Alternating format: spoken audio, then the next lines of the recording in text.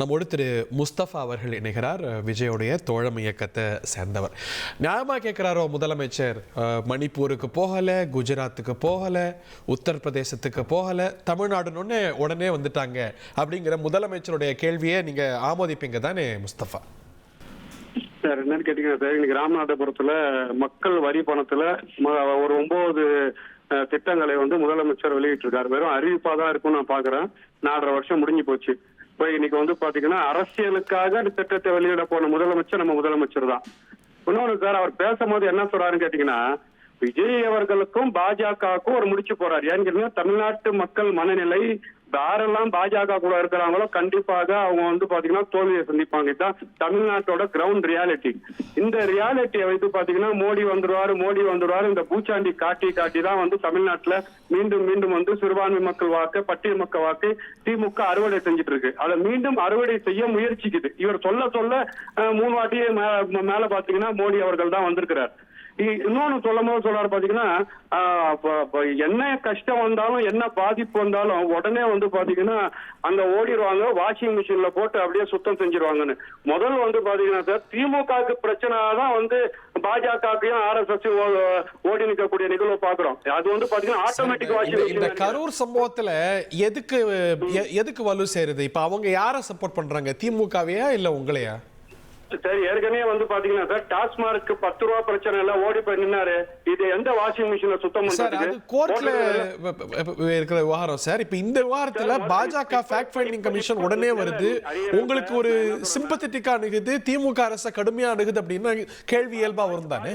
இல்ல சார், பாஜக வாங்கன்னு சொல்லிட்டு தமிழக வெற்றி கழகம் பாத்தீங்கன்னா பாலும் தேனும் வைத்து வரவேற்றுதா? தமிழ்நாட்டுல பாத்தீங்கன்னா 41 பேர் இறந்துருக்காங்க. அவங்க களத்துல வந்திருக்கிறாங்க. அதான் கேக்குறேன் சார், நீங்க வாஷிங் மிஷின் சர்ஃபேஸ் போட்டு சுத்தம் பண்றதுக்கு உங்க டாஸ்மார்க் பிரச்சனைக்கு ஓடுனீங்களே. சரி, இப்போ நீங்க இவ்வளவு பாஜகவுக்கு எதிர்மனையில பேசுறாருல தமிழ்நாட்டோட முதலமைச்சர். நீங்க பாத்தீங்கன்னா தமிழின தலைவர், முன்னாள் முதலமைச்சர் கருணாநிதி அவரோட மகன் அவரோட நாணயத்தை வெளியிடுறதுக்கு நீங்க RSSலயே பிறந்த RSSலயே ஊர்ன அமைச்சரை கூட்டு வெளியிட்டீங்களே. அப்போ RSS கிடையாது, பாஜக பாதுகாப்புத்துறை அமைச்சர் அவர்.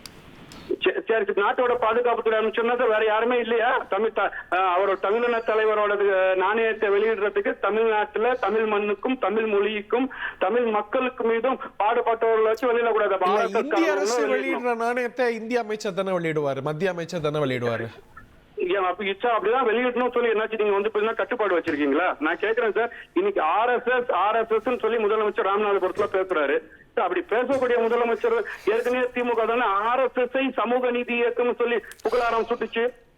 இஸ்லாமியர விடுதலை பேசும்போது நீங்க பேசுறீங்க சார். நேத்துக்கு முதலமைச்சர் RSS பத்தி எவ்வளவு காட்டமான அறிக்கை விட்டுருக்கிறார். RSS உடைய 100வது ஆண்டு விழா போது நீங்க ஏதாவது வெளியிட்டீங்களா?